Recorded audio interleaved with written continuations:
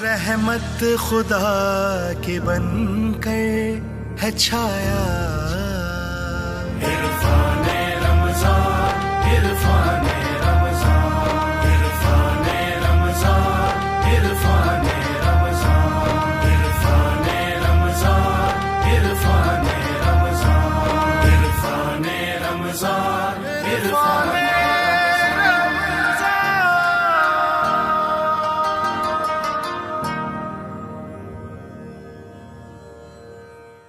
सलामती है उन आंखों पे जो हिदायत पे नजरें जमाए बैठी हैं, उन कानों पे जो जिक्र खैर के मुंतजर रहते हैं, और उन कदमों पे जो हिदायत की राह पे गामजन हैं। अस्सलामु अलैकुम वरहमतुल्लाहि वबरकातुहू।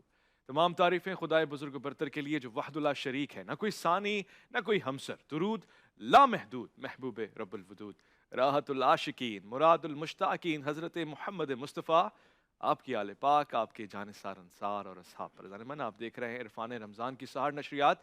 मैं आपका मेज़बान मोहम्मद उवैस रब्बानी तहे दिल से आपको कहता हूँ खुश आमदीद। अल्लाह रेआब उताब रुख इब्न बूतराब, अब तक खिराज दे के गुजरता है आफताब, लोहे जबी वो इल्म इमामत का एक बाब, रफ्तार में वो अदल के महशर भी दे हिसाब, बाजू हैं इस तरह से फ़ज़ा में तुले हुए कि जैसे फ़ज़ा में सुलह के परचम खुले हुए। आज सैयदना इमाम हसन रज़ियल्लाहु ताला अन्हु के हवाले से गुफ्तगू होगी। आज मेरा दिल भी शाद शाद बाग बाग है, और आज एक चमक है क्योंकि आज सिब्त पैगंबर के हवाले से हम गुफ्तगू होंगे। आज के इस प्रोग्राम का खासा ये है कि आपके फ़ज़ाइल और मनाकिब का जिक्र होगा।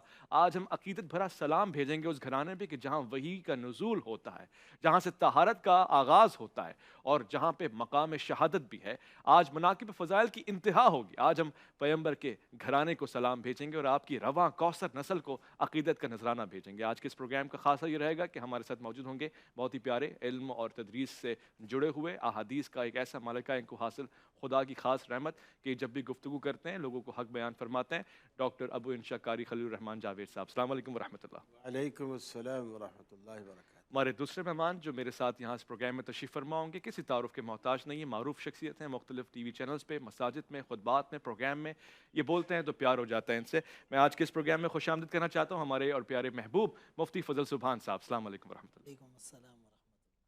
आज के हमारे तीसरे मेहमान भी बहुत ख़ास है। मैं इनसे बहुत सारी चीज़ें रिसर्च के हवाले से लेता रहता हूँ। अहादीस पे इनका बड़ा गहरा मुताला है, बार बार तनकीद करते हैं, कुछ चीज़ों में तायीद करते हैं। बहरहाल एक ऐसा मुताला इनके पास है कि जिससे कोई भी इंसान खैर मदद ले सकता है। मुझे बहुत खुशी है इनका तारुफ करवाते हुए। रिसर्चर हैं, मारूफ स्कॉलर हैं, इंजीनियर मोहम्मद अली मिर्ज़ा। अस्सलाम वालेकुम वरहमतुल्लाह।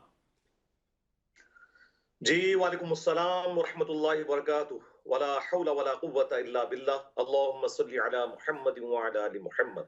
माशाल्लाह जी, मैं खुश आमदीद कहूँगा और दीगर मेहमान भी हमारे साथ जुड़ते जाएंगे। सबसे पहले मुफ्ती फ़ज़ल सुभान साहब से तारुफ लेना चाहता हूँ। मनाक़िब फ़ज़ाइल की यूं ही तरतीब बने, आगाज़ हो। जनाब सैयदना इमाम हसन रज़ियल्लाहु ताला अन्हु कौन शख्सियत हैं, क्या मकाम है, क्या मार्फत हमें हासिल होनी चाहिए? मुफ्ती फ़ज़ल सुभान साहब आपके हवाले से। अल्हम्दुलिल्लाहिल्लज़ी ख़लक़ कुल्ल शैइन बिक़दर व ग़फ़र ज़ुनूबल मुस्तग़फ़िरीन ला सिय्यमा बिसहर। आज हज़रत हसन रज़ी अल्लाह अन्हु जो फ़ातिमतुज़ ज़हरा के महकते फूल हैं और रसूलुल्लाह की आँखों के सुरूर हैं, और रेहानतुर नबी और रसूल हैं, सुभान अल्लाह, जिन्हें तहनीक और घुट्टी भी रसूलुल्लाह सल्लल्लाहु अलैहि वसल्लम ने दी, कान में अजान भी आका ने दी, नाम भी आका ने रखा, अकीका भी आका ने किया, मुशाबात भी आका से, गोद में भी आका के, तरबियत भी आका, और कंधों पर भी आका के सवार हो। क्या बात है। फरमाया 2 दफ़ा अपना सारा माल और 3 दफ़ा अपने घर का आधा माल राह खुदा में निछावर कर दिया। सुभान अल्लाह।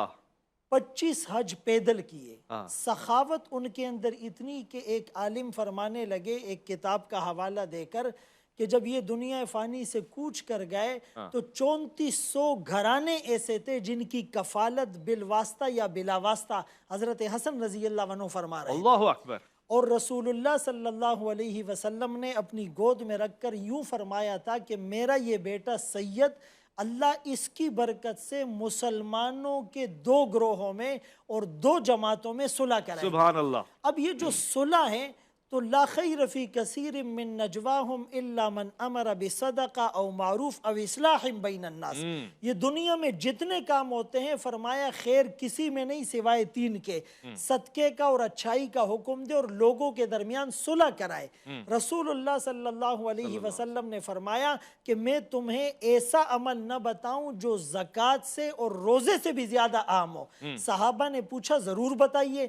آپ نے فرمایا مسلمانوں کے درمیان صلح کرانا. اور مسلمانوں کے درمیان جو جھگڑے کراتا ہے تو فرمایا یہ نیکیوں کو مونڈ دینے والی چیز ہے، جیسے اسطرہ حالقہ ہوتا ہے اس طرح یہ چیز بھی ضائع کر دیتی ہے. تو حضرت حسن رضی اللہ عنہ کے ذریعے سے مسلمانوں کے اتنے بڑے گروہوں میں یہ جو صلح ہوئی اور انہوں نے دنیا کو ایک پیغام دیا امن کا، عدل کا، انصاف کا، ٹولرنس لیول کو بڑھانے کا، تو یہ درس اور یہ امن کا پیغام آج اگر معاشرے میں پھیلا دیا جائے تو پھر میں یوں کہوں گا تشبیہ دوں کسی سے میری کیا مجال ہے، بس اتنا کہہ رہا ہوں حسن بے مثال ہیں. زہرا کا چاند ابن علی مصطفیٰ کا نور ہے، جس کی جبی سے پھوٹ رہی شعاع طور ہے. رقصہ ہے جس کی آنکھ میں ادراک کا سرور ہے، جس کی ہر ایک ادا سے نمایاں نیا شعور ہے. واہ، چپ رہ کے جس نے پاک حکومت کی موڑ دی، کھولی زبان تو ظلم کی زنجیر توڑ دی. انجینئر محمد علی مرزا صاحب، یہ تو ایک مفتی صاحب کا بیان تھا، خطابت تھی، فضائل تھے، مناقب تھے اور احادیث کا مطالعہ تھا. آپ کی انجینئرنگ کیا کہتی ہے کہ مناقب حضرت امام حسن کیا مقام، کیا مرتبہ، کیا معرفت اور کیا عظمت ہے جو آپ کو حاصل ہے؟ لا حول ولا قوة الا باللہ. اللہم صلی علی محمد وعلی آل محمد. دیکھیں جی، ترتیب کے اعتبار سے سب سے پہلے تو ہم قرآن حکیم میں جو سیدنا حسن ابن علی رضی اللہ تعالی عنہما وعلیہم السلام کی فضیلت سے متعلق آیات آئی ہیں ان کو کور کریں گے، اور اس کو سپورٹیو جو احادیث بخاری مسلم میں آئی ہیں میں انشاءاللہ مختصر سے وقت میں آپ کی خدمت میں پیش کرنے کی سعادت حاصل کروں گا. سب سے پہلے تو آیت تطہیر. آیت تطہیر سورۃ الاحزاب کی آیت نمبر 33 ہے. اعوذ باللہ من الشیطان الرجیم، بسم اللہ الرحمن الرحیم.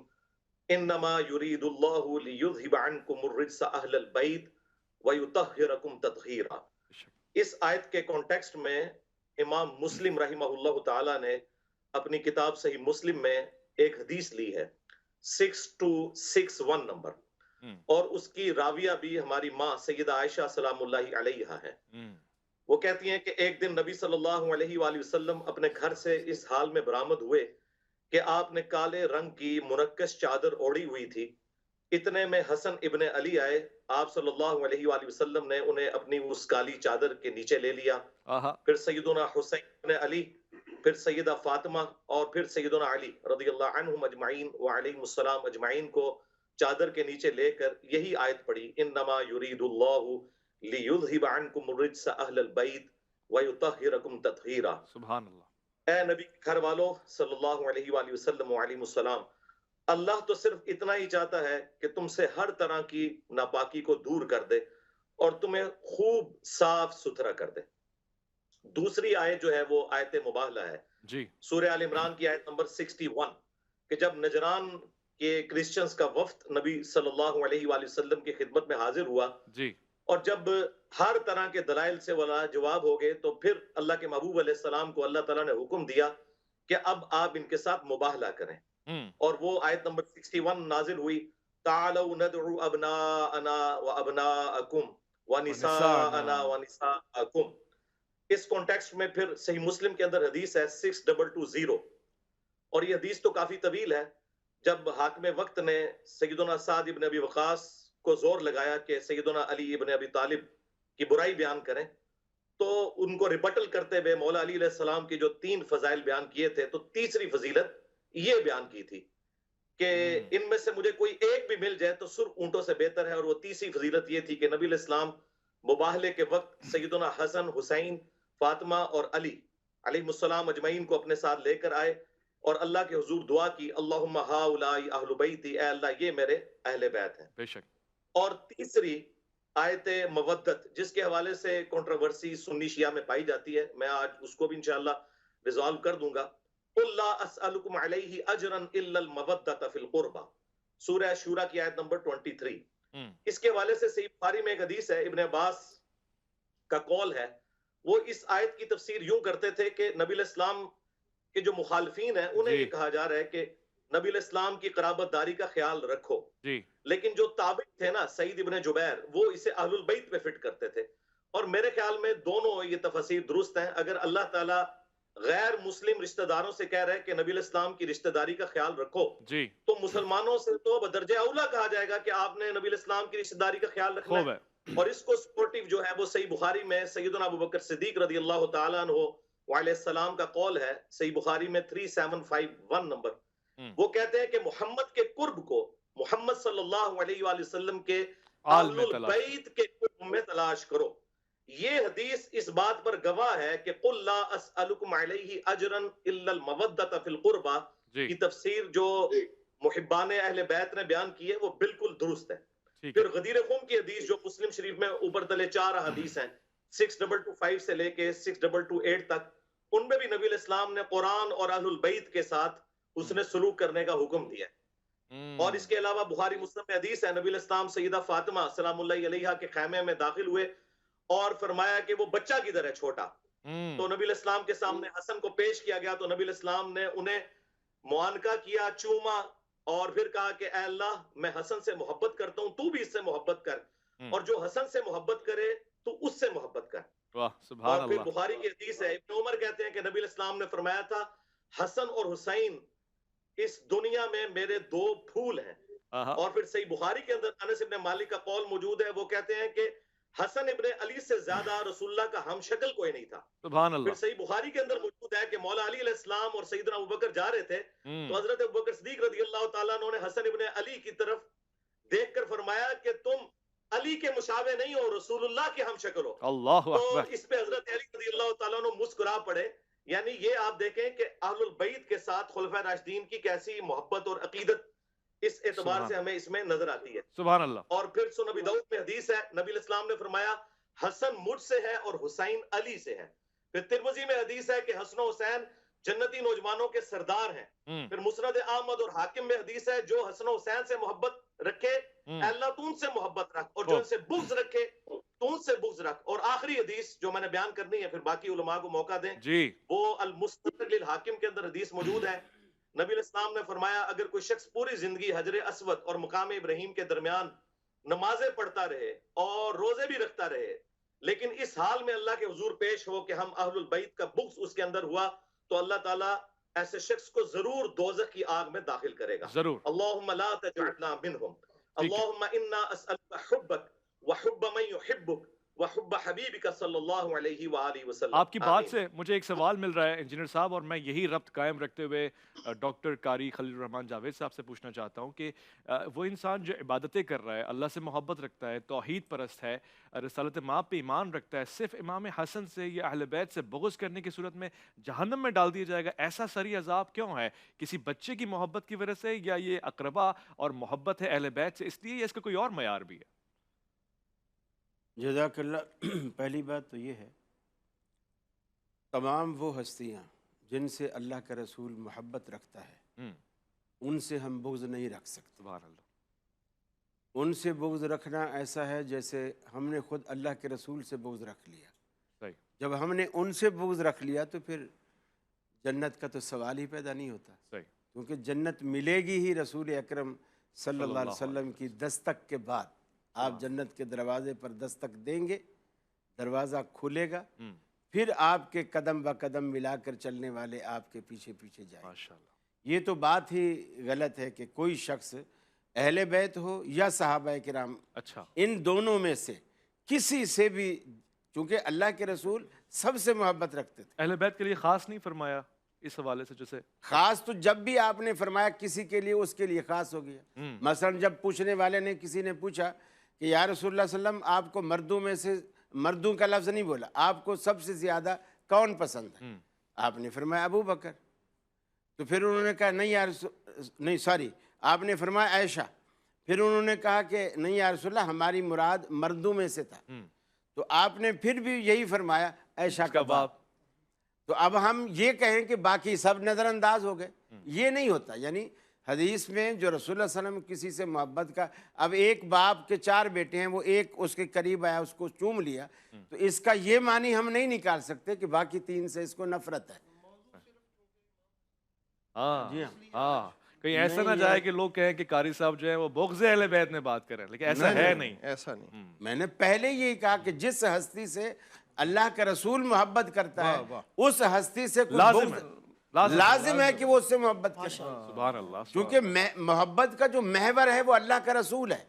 جب اللہ کا رسول ایک سے پیار کر رہا ہے، آپ نے یہی جملے سیدہ فاطمہ الزہرا رضی اللہ تعالی عنہ سے اس وقت کہے جب باقی بیویوں نے ان کو سفیر بنا کر رسول اللہ صلی اللہ علیہ وسلم کے پاس بھیجا کہ اللہ کے رسول آپ کی بات نہیں ٹالیں گے، آپ جا کر یہ سفارش کرو کہ رسول اللہ صلی اللہ علیہ وسلم صحابہ سے یہ کہہ دیں کہ بھی ہر بیوی کے پاس جب میری باری ہوتی ہے تم تحفے بلا امتیاز بھیجا کرو، تم صرف حضرت عائشہ کی باری کا انتظار نہ کیا کرو۔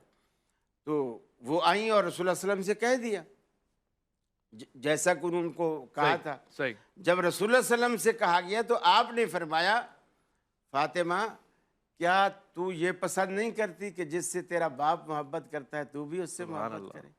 یعنی اصل محور جو ہے وہ اللہ کا رسول ہے۔ یعنی اپنی بیٹی سے بھی کہا کہ میں بھی عائشہ سے محبت کرتا ہوں، لہٰذا تو دوسروں کی سفارشیں نہ لا، تو بھی اس سے محبت کر۔ صحیح ہے۔ یعنی سوال جو نوعیت یہ ہے کہ کسی امام حسن کی محبت سے ہمارے ایمان زائل ہو جائیں گے اگر خدا نہ خواستہ آپ نے اصل میں مجھ سے وہ سوال ہی نہیں کیا حضرت حسن کے آپ نے تو میرے لیے یعنی موضوعی ایسے رکھے ہوتے ہیں، لیکن کیونکہ ٹیکنیکل آدمی ہے نا، اس لیے سوال ایسا رکھا ہے۔ ٹیکنیکل تو وہ انجینئر ہیں، میں تو انجینئر نہیں ہوں۔ چلے اگر موقع ملا اس پہ تھوڑی سی بات کر جی دیکھیے، اب رسول اللہ صلی اللہ علیہ وسلم نے سیدنا حسن کی تربیت بھی اس طرح کی جو ہمارے لیے میں سمجھتا ہوں یہ میسج ہے کہ ہم اپنے بچوں کی تربیت کس طرح کریں۔ ہم کہتے ہیں چھوٹا بچہ ہے کچھ بھی کرے، لوگ ہمارے یہاں رواج ہے اس کو ڈانٹیں گے بھی نہیں، منع بھی نہیں کریں گے، کچھ بھی کر جائے کچھ نہیں کہیں گے کیوں بچہ ہے، بڑا ہوگا خود ہی سمجھ جائے گا۔ لیکن رسول اللہ صلی اللہ علیہ وسلم نے ایک کھجور کی ڈھیری پر بیٹھے، آپ وہ صدقے کی کھجوریں تھی جی آپ تقسیم کر رہے ہیں، سیدنا حسن گھٹنے کے بل چلتے ہوئے آئے اور جیسے قریبار بچوں کی عادت ہوتی ہے کوئی چیز کھانے کی ہو یا نہ ہو ان کو ملے گی ہاتھ سے اٹھائیں گے اور فوراً منہ میں ڈالیں گے۔ سیدنا حسن نے بھی یہی کیا، حالانکہ یہ بات سارے تسلیم کرتے ہیں کہ بچوں پر شریعت کے احکامات اس وقت تک لاگو نہیں ہوتے جب تک کہ وہ بالغ نہ ہو جائے۔ یہ بچے بھی کہاں ہیں، جنت کے سردار ہیں۔ اب وہ بچہ ہے، اس کے بعد جب انہوں نے کھجور چبا لی، بچے ہوئے بھی ہے، واہ واہ واہ، رسول اللہ صلی اللہ علیہ وسلم نے دیکھا تو آپ نے انگلی مبارک اس کے منہ میں ڈالی سیدہ حسن کے اور اس کو نکالا اور کہا کخ کخ بیٹا تھو کر انا لا ناکل صدقۃ، ہم صدقہ نہیں کھاتے۔ اب یہ بچپن سے ان کی تربیت دی جا رہی ہے، جب بچپن سے ماں باپ اپنے بچوں کے پیٹ میں حلال کا نوالا ڈالیں گے اور بیوی کے پیٹ میں بھی حلال کا نوالا ڈالیں گے تو پھر اثرات اس طرح کے مرتب ہوں گے جس طرح کی دنیا نے دیکھا۔ اور حضرت نے بھی بیان کیا کہ حضرت حسن نے پھر 2 مسلمانوں کے عظیم گروہوں کے درمیان صلح کرائی۔ بہترین، بہت شکریہ۔ یہ اسی حلال رزق کا اثر تھا۔ دیکھیے کیا ہے وہ نوالا جو طہارت اور انتہائی پاک انداز سے دیا گیا، ظرف بھی پاک تھا، دینے والا کے اس کے ہاتھ بھی بے مثال تھے، وہ ہاتھ کہ کونین کی تقدیر کے اوراق، وہ خط و خد و خال کے رخ مصحف و انجیل، وہ پاؤں وہ محتاب کی کرنوں کے معابد، وہ نقش قدم بوسہ گائے رف رف و جبریل۔ کیا بات ہے! تو یہاں جس کی پرورش ہو تو کمال ہی ہوتا ہے۔ میں ایک مختصر سا وقفہ لوں گا، لوٹ کر آئیں گے۔ آج مناقب پر فضائل جناب سیدنا امام حسن کے حوالے سے گفتگو ہو رہی ہے۔ آپ پہ ہمارا سلام، الف لام میم میں آپ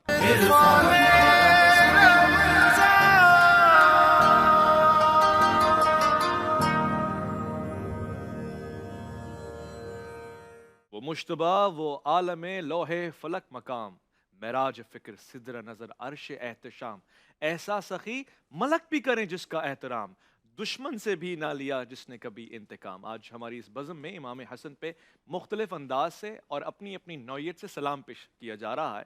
آج کی اس بزم میں اسی سلام میں اپنا حصہ ڈالنے کے لیے علامہ سید طیب شاہ گیلانی صاحب بھی تشریف فرمائے۔ میں بغیر کسی توقف کے، بغیر کسی فاصلے کے سوال پوچھنا چاہتا ہوں تاکہ گفتگو کو ربط بھی رہے، تسلسل بھی رہے۔ علامہ صاحب، حضرت امام حسن، میں یہ اس لیے کہہ رہا ہوں کیونکہ عرف میں یہی لفظ استعمال ہوتا ہے، گویا کہ حدیث یہ بتا رہی ہے کہ جو بچپنا ہے اس میں بھی جنت کی سرداری ہے اور جوانوں کی سرداری ہے، مگر آپ کا بچپن کیسا گزرا ہے؟ رسالت مآب صلی اللہ علیہ وسلم کے ساتھ جو بچپن کا تعلق ہے وہ ذرا بیان فرمائیں۔ جی بسم اللہ الرحمن الرحیم۔ ویس بھائی، ہماری خوش قسمتی ہے کہ ہم آج جنت کے جو سردار ہیں، جی اللہ پاک ہمیں انشاءاللہ العزیز، ہم جنتی ہیں اللہ کی رحمت سے، تو وہ ہمارے سردار ہیں۔ اپنے سرداروں کا ذکر کرنا بڑی خوش بختی کی بات ہے۔ دیکھیے قرآن کریم صرف ثواب کے لیے انشاءاللہ اگر اللہ اپنی رحمت سے، اس کی رحمت پہ امید انشاءاللہ العزیز، قرآن کریم فقط تلاوت کر کے ثواب حاصل کرنے کے لیے نہیں ہے، صرف ثواب تو ہے ہی اس کا جب بھی پڑھیں گے، سمجھنے کے لیے اللہ پاک نے تتفکرون، تدبرون اور تذکرون، یہ اللہ پاک نے بار بار ارشاد فرمایا۔ جب بچپن میں آپ دیکھیں کہ نبی رحمت صلی اللہ تعالیٰ علیہ وآلہ وسلم سے کی یہ جو شخصیات ہیں آپ کے گھرانے میں، ان کو حضرت سیدنا یحییٰ علیہ السلام کو دیکھ لیں۔ آپ نے، اللہ پاک نے جو ارشاد فرمایا تھا کہ وَآتَيْنَاهُ الْحُكْمَ صَبِيًّا، کہ ہم نے ان کو بچپنے میں ہی حکمت عطا فرمائی۔ اور جس طرح حضرت ابراہیم علیہ السلام کو ایک خوشخبری کے طور پہ کہا تھا وَبَشَّرْنَاهُ بِغُلَامٍ عَلِيمٍ، اب علماء تشریف فرما ہے، علیم صفت مشبہ ہے، اس میں دوام اور استمرار کا معنی پایا جاتا ہے، یعنی آپ بچپن میں ہیں تو علیم کی صفت سے متصف ہیں، آپ جوانی میں اسی علیم کی صفت سے متصف ہیں۔ یہ ایک ایسی صفت ہے جو اللہ نے حضرت اسماعیل علیہ السلام کو عطا فرمائی۔ اچھا، یہاں بھی حضرت امام حسن علیہ السلام کو بھی ہم اسی پیرائے میں دیکھیں گے کہ امام حسن علیہ السلام بھی عام بچوں کی طرح نہیں ہے۔ جس طرح ابھی قاری صاحب نے وہ حدیث پاک بخاری شریف کی کہا کہ آپ نے فرمایا کہ نکال دو بھئی، اور اس میں یہ بھی ہے کہ اما تعلم ان الصدقۃ حرام علینا، آپ کو پتہ نہیں ہے کہ یہ صدقہ ہمارے لیے جائز نہیں ہے۔ تو اب علامہ عسقلانی رحمۃ اللہ تعالیٰ علیہ نے جو اس کی شرح میں لکھا ہے، بخاری شریف کی شرح میں وہ لائے، اس کی وجہ یہ تھی، دیکھیے بچہ ہے اس کو چھوڑ دیتے کہ بچہ ہے تو ہم نے اس کو چھوڑ دیا ہے، نہیں، تربیتی پوائنٹ آف ویو سے جس طرح علامہ صاحب فرما رہے تھے کہ بچپن میں ان کو تربیت کیا جاتا ہے، وہ فرماتے ہیں یہ اس لیے تھا کہ امام حسن علیہ السلام اور دوسرے بچے، یہ ان کا بچپنا ایک جیسا نہیں ہے، کیونکہ امام حسن جو ہیں یہ کیا ہے، ان کا بچپنا اور دوسرے بچوں کے بچپنا میں فرق کیا ہے؟ ان الحسن یطالع اللوح المحفوظ، اللہ نے امام حسن علیہ السلام کو اس اعلیٰ صفت سے نوازا ہے کہ وہ بچپنا میں بھی اللہ کے کرم اور فضل اور اس کی عطا کردہ قدرت سے لوح محفوظ کو دیکھتے ہیں۔ تو یہ ان کا بچپنا ہے، تو یہ عام نہیں ہے۔ اسی وجہ سے علامہ مولانا جامی رحمۃ اللہ تعالیٰ علیہ نے شواہد النبوہ میں وہ جو آپ کی ایک کرامت نقل فرمائی ہے کہ آپ نے ایک خدمت کرنے والے کو حج کے موقع پہ جو دعا فرمائی تھی کہ جاؤ اللہ پاک تمہیں بیٹا بھی عطا فرمائے گا، اور میں تمہیں ساتھ میں یہ خوشخبری بھی دیتا ہوں کہ وہ ہم سے محبت کرنے والوں میں ہی ہوگا۔ تو یہ جو چیزیں ہیں ایسی، ان کا اختصاص ہے اہل بیت اطہار کے ساتھ۔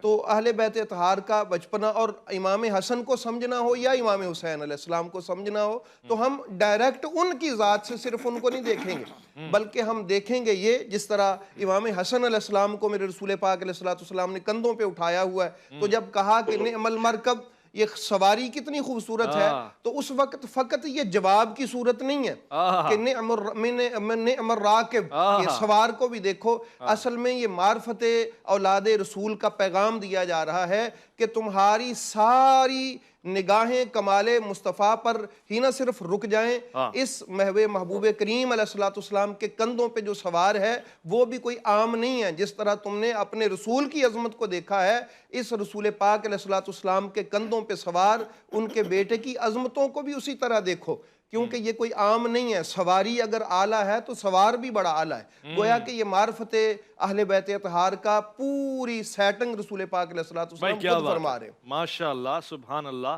لوح جہاں کی فکر پہ معراج فن کا نام لکھا ہے، پنجتن کی ہنسی انجمن کا نام، سوچا خزاں کے دور میں جب بھی چمن کا نام آیا میرے ذہن میں امام حسن کا نام، جس نے خدا کے دین کی صورت اجال دی، وحشی دلوں میں امن کی بنیاد ڈال دی. اور آج بھی جو لوگ وحشی تصور رکھتے ہیں, جنگ و جدال چاہتے ہیں, تفرقہ بازی انتشار چاہتے ہیں, امام حسن کی سیرت ان کے لیے ایک مثال ہے. مفتی فضل سبحان صاحب تشریف فرمائے.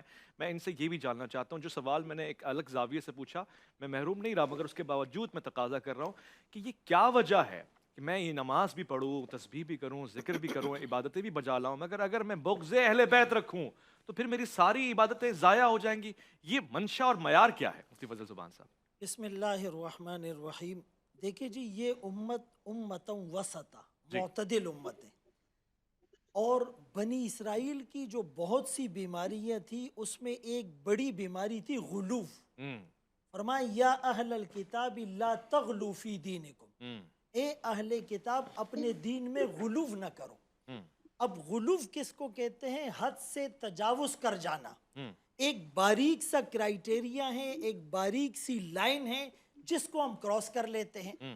حضرت علی رضی اللہ عنہ کے بارے میں, اہل بیت کے بارے میں, اصحاب رسول کے بارے میں مختلف روایات ملتی ہیں جس کو عبارت النص, اشارت النص, دلالت النص اور اقتضاء النص سے ہم ثابت کر سکتے ہیں کہ فرمایا ان میں سے کسی کی محبت بھی تمہیں جنت لے جائے گی اور ان کا بغض تمہیں جہنم میں لے جائے گا. اہل کتاب نے غلو کیسے کیا کہ وہ عیسیٰ علیہ السلام کی محبت میں آگے بڑھے تھے, اور فرط محبت میں انہوں نے عیسیٰ علیہ السلام کو خدا کہہ دیا, خدا کا بیٹا کہہ دیا, اور تثلیث کا عقیدہ رکھ دیا. یہودیوں نے عزیر علیہ السلام کی محبت میں انہیں خدا کا بیٹا کہا, وقالت الیہود عزیر ابن اللہ. اسی طرح نوح علیہ السلام کی قوم میں ود, سوا, یغوس, یعوق اور نصر, جو 5 نام سورہ نوح میں آتے, یہ بڑے بزرگ تھے, اس زمانے کے ولی تھے, لیکن ان کی قبروں پر جا کر جب یہ آہستہ آہستہ وہ مانگنے لگے اور بہت زیادہ ان کو پروٹوکول دینے لگے, تو غیر محسوس طریقے پر آدمی جب کسی کی بہت زیادہ تعریف اور مدح بیان کرتا ہے تو دوسرے کی اس میں تنقیص آ جاتی ہے. ہم جب اہل بیت کا تذکرہ کرتے ہیں وہ ہمارے لیے سعادت ہے, وہ ہماری آنکھوں کا سرما ہے, اس کے بغیر جنت میں جانے کا تصور نہیں ہو سکتا. لیکن کہیں ہمارے الفاظ سے, ہمارے انداز سے, ہمارے استدلال سے صحابہ کی تنقیص کا پہلو تو نظر نہیں آ رہا, یا کوئی صحابہ کی عظمت اور محبت کے ترانے یوں گاتا ہے کہ وہ اہل بیت کا ذکر اس کی زبان پہ آتا ہی نہیں, اس کے ممبر اور اس کے محراب میں اہل بیت کا تذکرہ ہی نہیں ہوتا. یہ ذاتی ہے. دیکھیں صدیق اکبر رضی اللہ عنہ کی جزئی فضیلتوں کو اگر ہم جمع کرتے ہیں اور وہ آیات ہم ابھی بتانا اور احادیث کو روایت کرنا شروع کر دیتے ہیں تو غیر محسوس طریقے پر یوں لگے گا کہ بھائی حضرت علی رضی اللہ عنہ کی شان نعوذ باللہ کم ہے.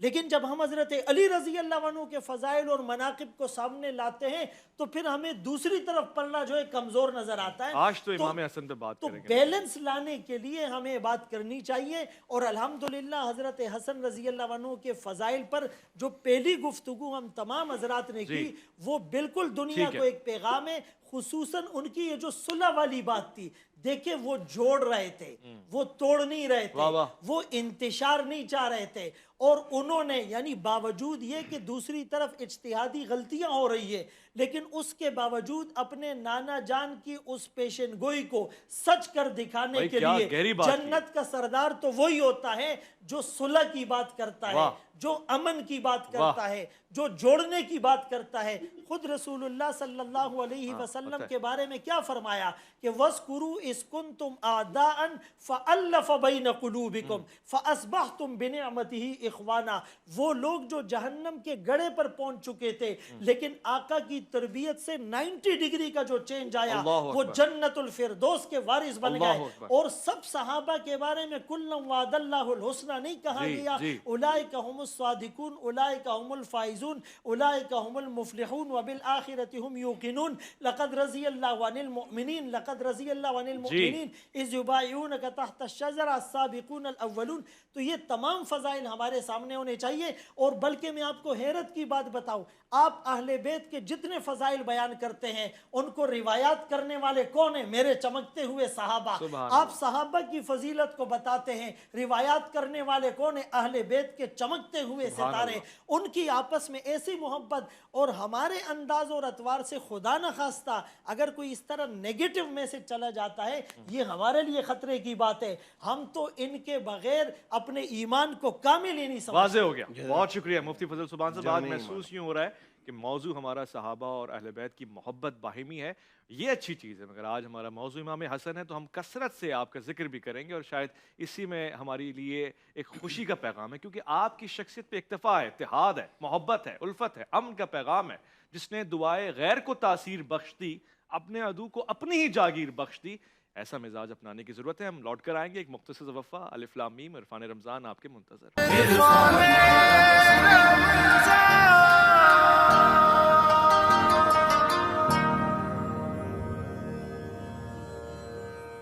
خوش آمدید. آج عرفان رمضان کی سحر کی نشریات میں ذکر ہو رہا ہے سیدنا امام حسن کا. آپ پہ ہمارا سلام رضی اللہ تعالیٰ عنہ. آپ کا مقام ہی خاص ہے، سبت پیمبر آپ ہیں. آپ سے رسالت مآب صلی اللہ علیہ وسلم کی نسل آگے بڑھی. ہر کوئی سعادت محسوس کرتا ہے آپ کے ساتھ چلنا اٹھنا بیٹھنا کھانا پینا رشتہ جوڑنا.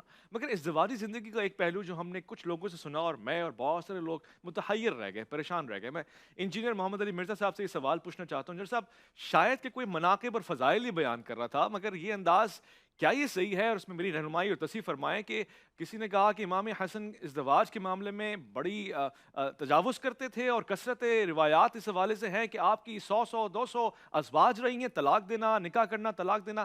یعنی یہ اگر کان ایک عام آدمی کے لیے بھی سنیں تو عجیب سا محسوس ہوتا ہے. اس میں کس حد تک صداقت ہے؟ رہنمائی فرمائیں. نعوذ باللہ من ذالک. یہ بیسیکلی جو دشمنان اہل بیت تھے نا جی، ان کی گھڑی ہوئی سازش ہے. جب انہیں یہ پتہ چل گیا کہ انہوں نے جس طریقے سے یہ حکومت ہتھیائی ہے، اس کا اینڈ رزلٹ یہ ہے کہ اس کو لیجٹمائز کرنے کے لیے ہم اپنے آپ کو تو اونچا نہیں کر سکتے، لیکن حضرت حسن ابن علی کو کسی طریقے سے نیچا دکھ. اس کے لیے پھر انہوں نے یہ ایک جھوٹی بات پبلک میں مشہور کر دی. اور خود شیخ زبیر لیزئی رحمہ اللہ تعالی، جو دور حاضر میں بہت بڑے محقق ہیں حدیث کی فیلڈ میں، انہوں نے بھی اپنی کتاب فضائل صحابہ نے اس کے اندر اس کے اوپر نقد کی ہے. اس کی ایک روایت یہ مصنف ابن ابی شیبہ سے پیش کرتے ہیں، وہ بھی منقطع ہے. یہ بالکل جھوٹی بات ہے. اور دیکھیں ابو داؤد کے اندر حدیث ہے کہ اللہ تعالیٰ کو حلال چیزوں میں سب سے ناپسندیدہ طلاق ہے. جی یہ کیسے ہو سکتا ہے کہ حسن ابن علی جو ہے وہ 2 یا 3 دن کے لیے کسی کو بیوی بنائیں اور پھر طلاق دے دیں؟ یعنی وہ 200 یا 120 شادیاں، اس قسم کی روایتیں ہیں مولا حسن علیہ السلام کی طرف منسوب کرنا، یہ صراحتاً میں سمجھتا ہوں گستاخی ہے. اور اس گستاخی کو جس طریقے سے لوگ جسٹیفائی کرنے کی کوشش کرتے ہیں وہ بالکل غلط ہے. یہ چیز بالکل قرآن و سنت کے منافی ہے، ان کی شخصیت کے اندر بالکل نہیں بیٹھتی. اور اس کے اوپر میں کافی تفصیل کے ساتھ بول سکتا ہوں، لیکن میں اپنا یہ ٹائم جو ہے نا، تھوڑا جو ہمارے علماء حضرات نے تھوڑی گفتگو کی ہے، میں اسے ریبٹل بھی کروں. جی، یہ بڑے افسوس کی بات ہے کہ اس پلانٹ ارتھ پہ کبھی دنیا نے ایسا ٹائم نہیں دیکھا کہ فضائل صحابہ بیان ہو رہے ہوں اور اس میں اہل بیت کی بات ہو. لیکن یہ اس امت کی بدبختی ہے کہ جب اہل بیت کا ذکر ہوتا ہے نا تو زیادہ ٹائم فضائل صحابہ پہ اور اس جسٹیفیکیشن پہ چلے جاتے ہیں. تو میں کہتا ہوں صدق رسول اللہ. یا رسول اللہ، آپ نے سچ کہا تھا. یہ آپ نے ابو بکر کے بارے میں نہیں کہا تھا رضی اللہ تعالیٰ عنہ، نہ عمر کے بارے میں، نہ عثمان کے بارے میں، کہ میری امت میں عیسیٰ ابن مریم کی مثال مولا علی علیہ السلام والی ہے. کیونکہ حضور کو پتا تھا کہ یہ کام ڈالنا ہے چوتھے خلیفہ کے ساتھ ان لوگوں نے. تو چوتھے خلیفہ کی فضیلت کبھی بھی انہیں ہضم نہیں ہوگی. یہ بات حضور کو پتا تھی کہ جو اہل سنت کا منہج ہے، جو حق پر ہے، جو خلفائے راشدین کو برحق مانتا ہے، اہل بیت کو برحق مانتا ہے، اور خلفائے راشدین پر تان کرنے والوں کو وہ رافضی سمجھتا ہے، اس کے اندر یہ بیماری آ جائے گی کہ وہ جب بھی اہل بیت کا ذکر کریں گے تو آدھے سے زیادہ ٹائم فضائل صحابہ پہ لگائیں گے، لیکن جب فضائل صحابہ پہ بات کریں گے تو اہل بیت کا ذکر تک نہیں کریں گے.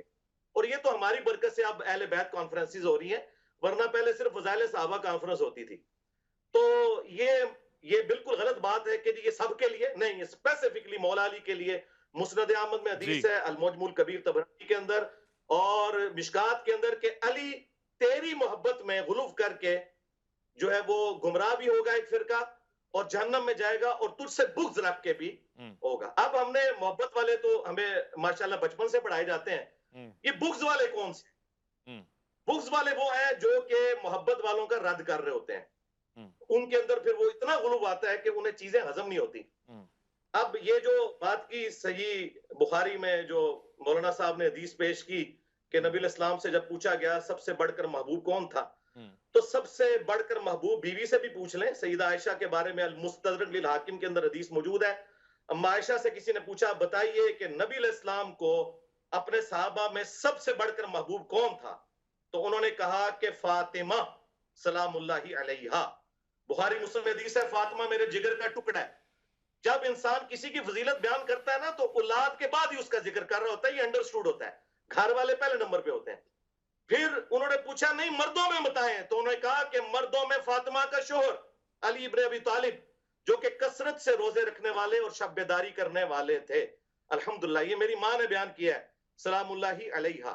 تو یہ سارے فضائل ہیں، لیکن ہمیں دیکھنا چاہیے کہ جب اہل البیت کی بات ہو تو ہم اسپیسیفکلی اپنی گفتگو کو اس پہ رکھیں اور دوسری طرف نہ ہم چل پڑیں. وہ ہمیں ضرورت نہیں ہے. وہ فضائل صحابہ ماشاءاللہ پچھلے 1000 سال سے فضائل صحابہ کانفرنسز ہو رہی ہیں اور بڑا ذکر ہو چکا ہے اللہ کے فضل سے اس کے اوپر. اس وقت جو ہے اہل بیت کے حوالے سے کوشش ہے کریں کہ بھئی اہل بیت کے ساتھ جن لوگوں نے ظلم کیا، اہل بیت کے بارے میں تھا کہ میں تمہیں خوف دلاتا ہوں میرے بعد ان کے ساتھ اس نے سلوک کرنا. غدیر کی حدیث میں تو اہل بیت کے حوالے سے ہمیں سینسٹیو ہونا چاہیے. یہ حدیث حضرت علی کے بارے میں ہے. اور آخری میں حدیث بیان کروں جس کی 32 اسناد موجود ہیں جامع ترمذی میں. جی ایک تو ہے اللہ کا محبوب، جی ایک ہے اللہ کے محبوب کا محبوب. جی نبی علیہ السلام کے سامنے ایک بھنا ہوا پرندہ لایا گیا، اسے حدیث طائر کہتے ہیں. نبی علیہ السلام نے کہا اے اللہ میرے ساتھ اس شخص کو بھیج یہ پرندہ کھانے کے لیے جو اس مخلوق میں سب سے بڑھ کر تجھے محبوب ہے. اللہ اکبر. تو سیدنا علی رضی اللہ تعالیٰ عنہ تشریف لے آئے اور پھر ساتھ بیٹھ کے بھنا ہوا پرندہ کھایا. تو ایک اللہ کے محبوب ہے اور ایک اللہ کے محبوب ہے. الحمدللہ. تو فضائل سب کے ہیں، لیکن جب ہم آج بات کر رہے ہیں تو انشاءاللہ صلح حسن پہ بھی انشاءاللہ جب آپ سوال پوچھیں گے تو میں انشاءاللہ صلح حسن سے بھی پردہ اٹھاؤں گا کہ صلح حسن کی آڑ کے اندر جس طریقے سے امام حسین علیہ السلام کی شخصیت کو ملائن کیا جاتا ہے، حضرت علی کی گستاخیاں کی جاتی ہیں، تو میں اس صلح کا بالکل پول کھولوں گا بخاری، ابو داؤد، ترمذی کی روشنی میں انشاءاللہ حقائق پبلک کے سامنے رکھوں گا، لیکن جب آپ سوال کریں گے تب انشاءاللہ. ٹھیک ہے، شکریہ. ویسے ایک ایسا پیارا سا ماحول ہے، امن پسند مزاج لوگ یہاں بیٹھے ہوئے ہیں، اور ظاہر ہے میں نے کوشش بھی یہی کرنی ہے، میری حتماً کوشش یہی رہے گی کہ ہم فضائل اور مناقب پہ رہیں. اور ہاں یہ بات تو ہے آج فضائل اہل بیت کا دورہ ہے. آج کے دن آج کے اس پروگرام میں میری کوشش یہی رہے گی، اور ملکام سے بھی یہی کہوں گا کہ آج جی کھول کے بیان فرمائیں، محبتوں کا اظہار فرمائیں. اور قاری خلیل الرحمان صاحب تشریف فرمائیں. میں قاری صاحب سے سوال پوچھنا چاہتا ہوں، جس طرح سے ہم آگے بڑھ رہے ہیں احادیث کثرت سے آپ لیے، یعنی ایسا تو نہیں ہو سکتا کہ امام حسن ہو اور آپ عالم نہ ہو، مشائخ میں آپ کا شمار بلکہ سربراہ نہ ہو شیخ کے، ان سے علوم احادیث کتنا لیا گیا ہے، ان سے نماز، دین، روزہ، احکامات کتنے لیے گئے، یہ ذرا بیان فرمائیں، اس سے محبت بٹے گی. کس سے قاری صاحب آپ سے سوال ہے؟ کس سے؟ حضرت امام حسن سے دین کتنا سیکھا ہے، جو کہ لازم بنتا ہے جب وہ ایک اصحابی رسول کو وضو کرنا سکھا رہے ہیں بچپن میں، تو امت کو کتنا فائدہ اٹھانا چاہیے امام حسن سے، جو ان کا منصب ہے اس حوالے سے ہم نے کتنا استفادہ کیا ہے؟ جتنا جس کو موقع ملتا ہے اس کو اٹھانا چاہیے. یہ تو ایک ایسی بات ہے کہ اس کے لیے سعادت کی بات ہے کہ اس نے کتنا فائدہ اٹھایا. اور دوسری بات یہ ہے کہ سیدنا حسن رضی اللہ تعالی عنہ ایسی شخصیت ہے، رسول پاک مسجد میں تشریف لائے جی، اور آپ ساتھ اپنے نواز سے حضرت حسن کو بھی ساتھ لے آئے، ممبر پہ بٹھا دیا اپنے پہلو میں اور خود خطبہ ارشاد فرمانے لگے. حدیث میں آتا ہے کہ آپ کبھی مجمع کی طرف دیکھتے تھے، کبھی نیچے حضرت حسن کی طرف دیکھتے تھے، اور پھر اسی میں آپ نے یہ الفاظ فرمائے کہ میرا یہ وہ عظیم بیٹا ہے جو دو مسلمانوں کے دو عظیم گروہوں کے درمیان صلح کرائے گا. اب یہاں ایک بات حضرت صاحب نے، شاہ صاحب حفظہ اللہ نے فرمائی، جو میں سمجھتا ہوں میں ابھی تک اسے ہضم نہیں کر پایا، جو میرے عقیدے کے بالکل منافی کہ سیدنا حسن کی، یعنی وہ تعریف تو انہوں نے کی، لیکن تعریف بھی جو حقیقی تعریفیں ہیں ہمیں وہ کرنی چاہیے. صحیح ہے. وہ تعریف یہ کہ جی ان کی بچپن میں بھی لوح محفوظ پہ نظر تھی. اب میرا یہ سوال ہے، میں اس کا رد نہیں کر رہا، لمحے بھر کے لیے میں اسے تسلیم کر رہا ہوں لیکن اگر یہ فضیلت ہے تو جس ہستی کی بچپن میں اتنی نظر تھی کہ لوح محفوظ تک نظر رکھتے تھے، تو حضرت معاویہ کے ساتھ سلوک کرتے ہوئے انہوں نے نعوذ باللہ کوئی غلطی کہی ہوگی؟ کیا بات، کوئی غلطی کی ہوگی؟ دیکھیے نبی کریم علیہ ایک منٹ، اب السلام آپ نے اپنی باری میں بولیے گا، میں خاموشی سے وہ ساری باتیں سنتا رہا. ہاں ایسا ہی ہے. اب میری باری ہے، میں آپ بولوں بیان اپنی فرمائیں. باری قاری میں. صاحب. جی. تو جس ہستی کی بچپن میں لوح محفوظ پہ نظر ہے، اس کا فیصلہ کتنا عظیم ہوگا کہ جوانی میں آ کر وہ شرف، وہ منصب وہ ختم ہوگی. جی ہمیں وقت ملے پھر ہمیں اس کو سراہنا چاہیے کہ یہ اسی ہستی کا فیصلہ ہے جس کی نظر لوح محفوظ پہ ہے. بات ہے. اس کا مطلب ہے وہ فیصلہ غلط ہو ہی نہیں بالکل غلط نہیں ہو سکتا. اور تیسری بات یہ، انجینئر صاحب نے اگرچہ ہمیں نام نہیں لیا کسی کا، لیکن ٹارگٹ تو کیا. اس میں یہ کہ انہوں نے یہ بات چھیڑی کہ جب فضائل اہل بیت کی بات ہو تو یہ خواہ بیچ میں صحابہ کو گھسیڑ کر اس سے جو ہے وہ علیحدگی کا اختیار کرتے. تو کیا یہ کام انہوں نے آج نہیں کیا کہ یعنی صحابہ کی تعریف ان کو برداشت نہیں ہوئی اور اس کو تنقید کا نشانہ بنا؟ موضوع امام حسن علیہ السلام نہیں، ٹاپک پہ بات کریں. ایک منٹ، یہ کوئی موضوع میں یہ کوئی شرعی حکم ہے کہ آج کے دن صحابی کی تعریف نہیں ہوگی، صرف حضرت حسن کی تعریف؟ دیکھیے حضرت حسن بھی صحابی ہیں، وہ کون سا صحابی نہیں ہے؟ پھر حضرت حسن رضی اللہ تعالیٰ عنہ کئی دفعہ گلی میں کھیلتے ہوئے جا رہے تھے تو صدیق اکبر رضی اللہ تعالیٰ عنہ نے ان کو اٹھایا اور کندھے پر بٹھایا اور کہا اللہ کی قسم تو بالکل نانا پہ گیا. سبحان اللہ. آپ کی شکل و صورت بالکل نانا پہ ملتی. سبحان اللہ. سیدہ حسن رضی اللہ تعالیٰ عنہ جب رسول اللہ صلی اللہ علیہ وسلم سفر سے واپس آتے، سواری پر سوار ہوتے، اور یہ بچوں کی عادت ہوتی ہے گھر میں جب ان کو پتہ چلے نا باہر ابا آیا ہے، نانا آیا ہے، دادا آیا ہے، تو بچے گھر سے نکل کر دوڑتے ہوئے آتے ہیں. ہم بھی یہی کرتے ہیں کہ اس طرح پوتا کوئی آ جائے نا، ہم گاڑی میں تھوڑا گھر سے باہر روکی ہوئی ہے، وہاں تک آیا ہم گاڑی میں بٹھا لیتے ہیں، پھر اسی سواری پہ اندر لے آتے. رسول اللہ صلی اللہ علیہ وسلم سواری کو روکتے، حضرت حسن کو اٹھاتے، سواری پہ بٹھاتے اور پھر گھر لے آتے. یہ ایک محبت کا ایک انداز تھا صلی اللہ علیہ وسلم. پھر آپ چومتے جب کبھی سفر سے آتے یا قریبی سفر سے بھی آ رہے ہیں، کہیں زیادہ لمبا چوڑا سفر نہیں تھا اور آئے ہیں، حضرت فاطمہ کے گھر کے باہر بیٹھ جاتے اور بیٹھتے اور فرماتے بچے ہیں گھر میں، آپ بھیج دیتی. کبھی کبھی دیر بھی ہو جاتی کیونکہ وہ تیار کروا رہی ہوتی تھی، پھر بھیجتی. آپ آتے جب بچے آپ کے پاس تو آپ انہیں گلے سے لگاتے، چومتے، پھر سونگتے. جنت کے پھول ہیں تو انہیں سونگنا بھی چاہیے. تو یہ اللہ کے رسول صلی اللہ علیہ وسلم کے یہ جو نواسے ہیں، ان کی ایک فضیلت ہے جو قرآن مجید میں بھی احادیث میں بھی جو صحیح طریقے سے ثابت ہے. غلو سے پاک ہمیں تعریف کرنے میں کوئی حرج نہیں. دیکھیے قاری صاحب آپ نے فرمایا، اور ہمیں دونوں پہلو کو جو ہے ملا کر رکھنا چاہیے. دیکھیے مسئلہ یہ ہے کہ اس پہ میں جس طرح آپ نے کہا ہے نا، یہ بڑا حساس معاملہ ہے. آپ نے کہا جی ان کو پھر وہ نظر آنا چاہیے تھا. دیکھیے میں یہ کہتا ہوں، اگر بات آپ وہیں لے کے جاتے ہیں کہ یہ ایک جو امام حسن علیہ السلام نے جو علماء ہے، میں نہیں چاہتا میں اس کو بیان کروں، کہ جو جس نظریے پہ اور جس موقع پہ آپ نے یہ صلح فرمائی ہے، یہ حضرت امام حسن کی آپ فتح بھی اس کو کہہ سکتے ہیں. بے شک یہ امام حسن کی ہی فتح، کیونکہ جو اپنی شرطیں منوا جائے لکھا کے کہ یہ میری طرف سے پھر شرط ہے، فتح بھی تو پھر اسی کی ہوئی نا. معاملہ یہ ہے کہ اصل میں امام حسن علیہ السلام کی میری طبیعت، آپ 10 دن سے میں آپ کے ساتھ ہوں، آپ جانتے ہیں بڑی رواداری والی، کبھی میں بات نہیں کرتا. میں سمجھتا ہوں امام حسن علیہ السلام کائنات کی مظلوم ترین شخصیت ہے. امام حسین علیہ السلام کے قاتلوں کو اور ان کے ساتھ زیادتی کرنے والوں کو تو ہم نام لے کے بھی کئی کچھ کر دیتے ہیں، لعنت بھی کرتے ہیں اور ان کے لیے ہم کہتے ہیں کہ فلاں، ہاں جی برات کا. امام حسن علیہ السلام وہ مظلوم شخصیت ہے کہ کہاں ان کا، کس جگہ پہ ان کا خون تلاش کریں. معاملہ یہ ہے کہ امام حسن علیہ السلام کی جو شرائط تھی نا آپ نے لکھوائی، اصل میں آپ کی یہ بصیرت تھی. آپ نے یہ ایسا اقدام کیا کہ قیامت تک آنے والی نسلیں جو ہیں وہ ان لوگوں کی حقیقت کو جان لیں جن لوگوں کے ساتھ ہم نے یہ شرطیں طے کی ہیں. میں یہ عرض کرتا ہوں، اگر کوئی یہ کہے کہ وہ جی آپ تو تاریخ کی بات کر رہے ہیں، ہم حدیث کی بات کر، معاملہ تاریخ کا یا حدیث کا نہیں ہے، معاملہ راویوں کا ہے. مثلا حضرت سیوطی ہیں یا ابن کثیر ہیں، وہ اگر حدیث کی کتاب لکھیں تو پھر ٹھیک ہے، اور اگر وہ کوئی تاریخ کی لکھ دیں تو پھر غلط ہے. اسلامی تاریخ کی اس سے بڑی توہین اور بھی کیا ہوگی کہ یہ کہہ دینا ہم نہیں مانتے تاریخ کو. معاملہ ہے حقیقت کا. دیکھیے سارے راوی نہ ہی حدیث کی کتابوں میں ہم کہتے ہیں کہ یہ بات معتبر ہو گئی ہے، اور اسی طرح بات حدیث کی کتاب میں ہو یا تاریخ کی کتاب میں ہو، معاملہ راویوں کا ہے، کتاب کا نہیں ہے.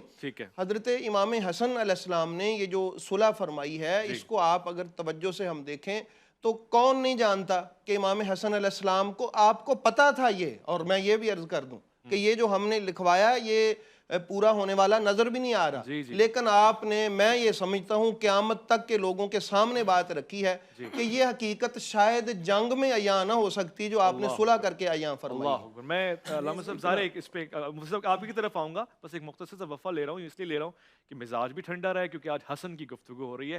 حسن نامی حسن کردار اور گفتار اور معیار کا ہے، اور بہت ہی پیارے انداز سے آج گفتگو ہو رہی ہے. مجھے تحمل ہے، مجھے یقین ہے کہ آپ بھی اس سے یہ چیز سیکھتے رہیں گے. ہم لوٹ کر آئیں گے، ایک مختصر سے وقفے کی طرف جا رہے ہیں. الف لام میم میں آپ کہتے ہیں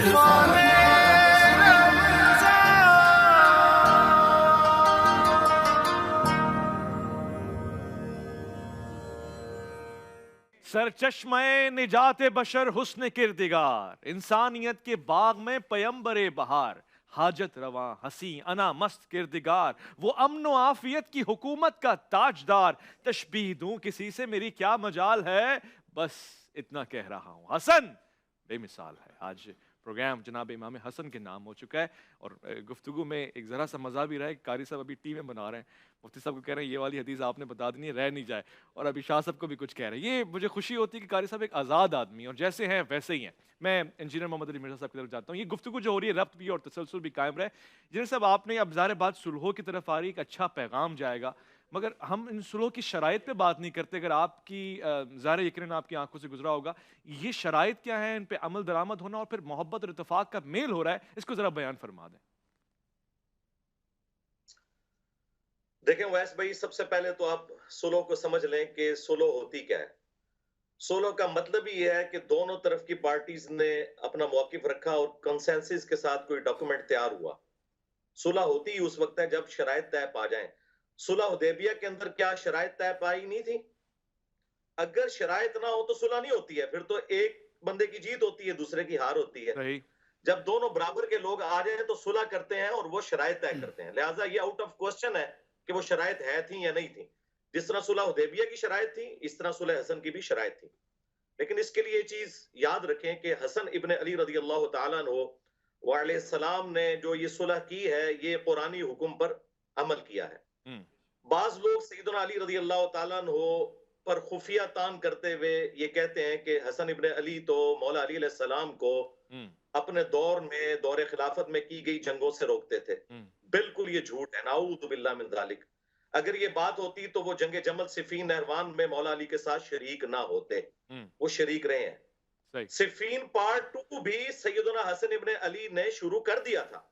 بخاری شریف سے یہ جو حدیث بیان کی جاتی ہے نا کہ یہ میرا بیٹا سید ہے، یہ پوری حدیث جو ہے یہ اس کا آخری ٹکڑا ہے. یہ حدیث کافی لمبی ہے. یہ سٹارٹ اس سے ہوتی ہے کہ حضرت عمر بن عاص رضی اللہ تعالیٰ عنہ حضرت معاویہ رضی اللہ تعالیٰ عنہ سے کہتے ہیں کہ میں اپنے سامنے وہ لشکر دیکھ رہا ہوں کہ جب تک اپنے مخالفین کو بھگا نہ لے وہ یہاں سے ہلے گا نہیں. وہ لشکر مولا علی علیہ السلام کی روح نہیں لے کے آئی تھی، مولا حسن علیہ السلام جو مولا علی کے بیٹے تھے وہ لے کے آئے تھے. ٹھیک ہے، یہ حدیثیں آدھی نہیں ہمیں پڑھنی چاہیے، پوری حدیثیں پڑھنی چاہیے. تو پھر حضرت معاویہ نے کہا کہ اگر یہ قتل و غارت ہوا تو پیچھے امت کا کیا بنے گا؟ تو حضرت عمر بن عاص نے کہا کہ ٹھیک ہے پھر میں پیچھے سے سنبھالوں گا. تو پھر اسی گفتگو کے دوران حضرت معاویہ نے کہا کہ کیوں نہ ہم حسن کے سامنے صلح پیش کریں، کچھ ہماری بات وہ مان لیں، کچھ ہم ان کی مان لیں. تو ساتھیوں نے کہا کہ مشورہ اچھا ہے. تو یہ صلح کی طرف جو آفر ہے یہ حضرت حسن نے نہیں کی. یہ جھوٹ ہے کہ حسن جو ہے وہ امن پسند تھے. امن جنگ کے اندر غزوہ بدر میں کیا رسول اللہ امن پسند تھے؟ جب جنگ ہوتی ہے اس وقت جنگ ہوتی ہے، اس وقت امن کی بات نہیں ہوتی. سورۃ الانفال میں ہے کہ اگر میدان جنگ میں مخالف تم سے صلح کی بات کرے تو اسے ایکسپٹ کر لو. تو حسن ابن علی صفین پارٹ 2 لڑنے آئے، لشکر لے کے آئے. حضرت معاویہ کو جب عمر بن عاص رضی اللہ تعالیٰ عنہ نے کہا کہ یہ تو نہیں لیں گے، ہم ان کو صلح آفر کرتے ہیں، انہیں پتا تھا کہ قرآنی حکم پہ اہل البیت عمل کریں گے، تو جب صلح آفر کی گئی تو حضرت حسن ابن علی نے وہ صلح کی آفر سورۃ الانفال کے تحت قبول کر لی، جس طرح نبی علیہ السلام نے صلح حدیبیہ قبول کر لی تھی، اگرچہ نبی علیہ السلام کا پلڑا بھاری تھا، اس کے باوجود مشرکین عرب کے ساتھ صلح کر لی۔ اچھا، یہ صلح کی تو ظاہر ہے وہ شرائط کیا تھیں، ان میں سے ایک تو بخاری میں رپورٹ ہوئی ہے، وہ ہے خمس کے حوالے سے، جو سورۃ الانفال میں آیا کہ مال غنیمت کا 5واں حصہ اہل البیت کو ملنا ہے۔ اس کے علاوہ 4 شرائط اور تھیں جو صحابہ کرام پر اہل سنت نے بہترین کتابیں لکھی ہیں، امام ابن عبد البر کی الاستیاب، امام ابن اثیر کی الاصابہ، اس کی شرح ابن حجر اسقلانی کی اسود الغابہ کی شرح الاصابہ، الاصابہ شرح لکھی گئی اسود الغابہ ابن اثیر کی کتاب تھی، ان کے اندر یہ شرائط موجود ہیں۔ نمبر 1، حضرت معاویہ رضی اللہ تعالیٰ عنہ اپنا جو دور حکومت ہے وہ خلفائے راشدین کے مطابق چلائیں گے۔ نمبر 2، اگر حسن ابن علی زندہ رہے تو وہ ان کے جانشین بنیں گے، ادروائز وہ امت کو شورا پر چھوڑیں گے۔ نمبر 3، حضرت علی کے جو ساتھیوں نے ہتھیار ڈال دیے ہیں اس جنگ کے بعد، ان کے ساتھ کوئی سلوک نہیں کیا جائے گا برا۔ اچھا، نمبر 4، جی، بنو امیہ کے ممبروں سے جو سب و شتم کا سلسلہ کیا گیا ہے حضرت علی کے اوپر، جو لوگ یہ کہتے ہیں یہ تنقید تھی، مسلم شریف میں 6229 نمبر حدیث ہے، ابو تراب پر لعنت کے الفاظ ہے، وہ گالی سے بھی بڑھ کر لعنت کرتے تھے، نعوذ باللہ، ممبروں سے۔ 6229 صحیح مسلم، غدیر قم سے اگلی حدیث۔ اور 5واں رکھا گیا خمس۔ افسوس کے ساتھ ان 5 شرائط میں سے صرف 5ویں شرط پہ عمل ہوا ہے کہ حضرت معاویہ رضی اللہ تعالیٰ عنہ خمس دیا کرتے تھے۔ میں پورا ایک پروگرام بخاری مسلم سے کر سکتا ہوں کہ کس طریقے سے ان شرائط کی دھجیاں بکھیری گئیں۔ سب سے بڑی بات یہ ہے کہ حضرت حسن ابن علی کو زہر دے کے قتل کیا گیا، مصنف ابن ابی شیبہ میں آتا ہے کہ انہیں زہر دے کے شہید کیا گیا 47 ایئرز کی ایج میں۔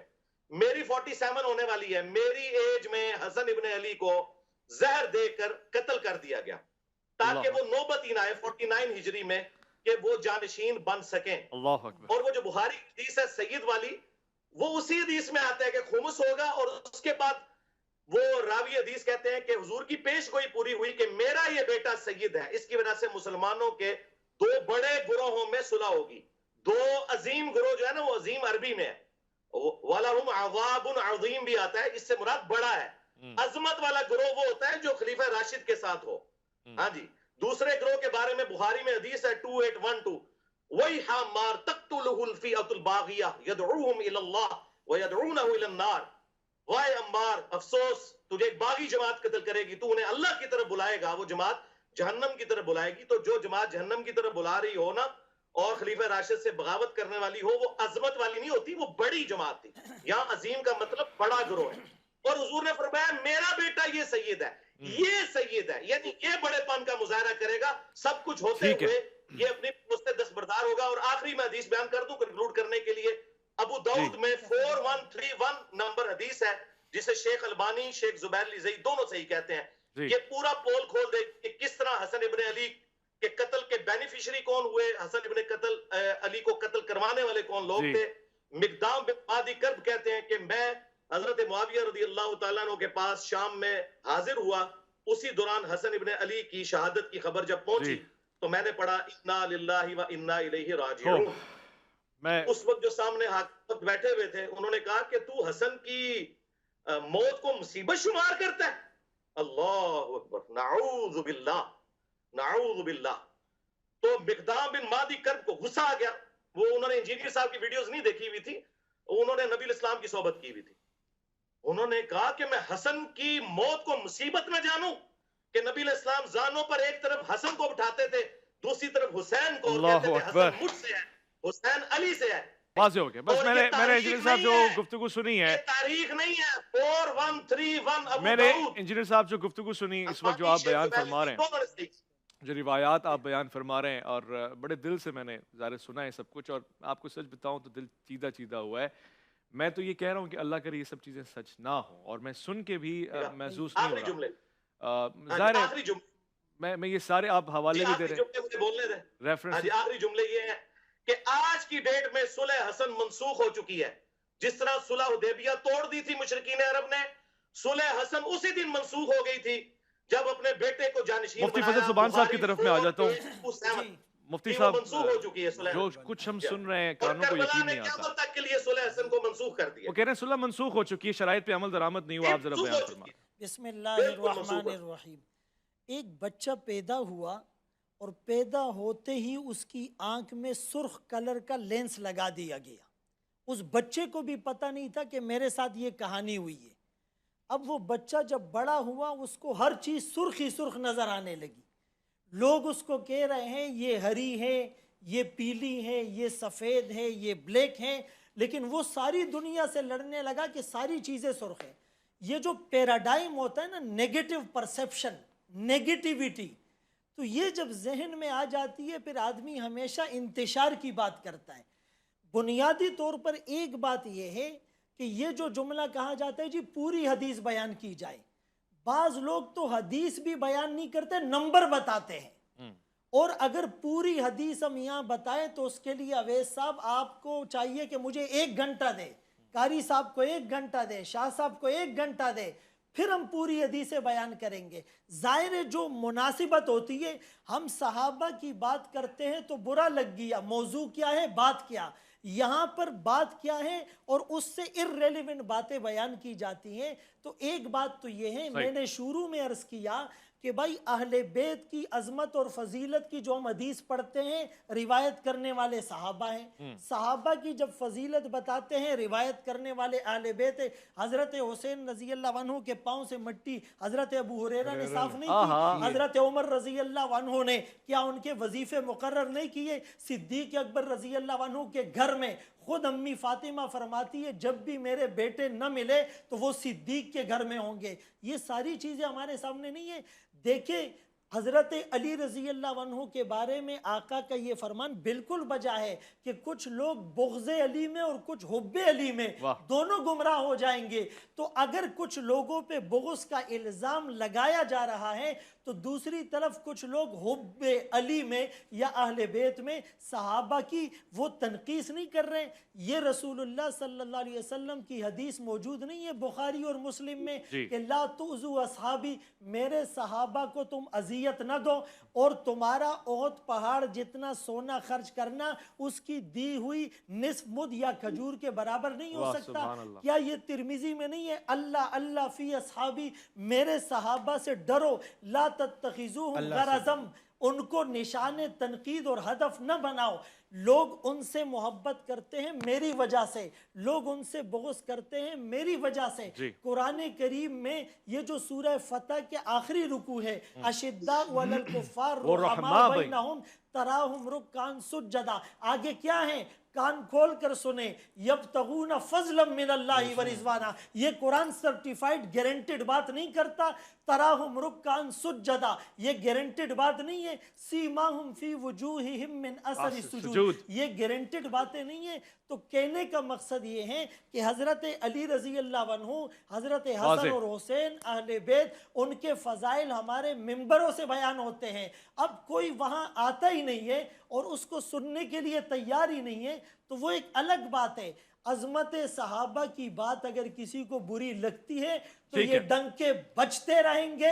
اہل بیت کی محبت کے ڈنکے بھی بجیں گے, عظمت صحابہ کے ڈنکے بھی بجیں گے. وہ امیر معاویہ رضی اللہ عنہ کا نام لیا گیا, یہ میرے آقا کی لسان نبوت کی دعا نہیں ہے اللہم اجعلہ ہادیا مہدیا واہدی بھی.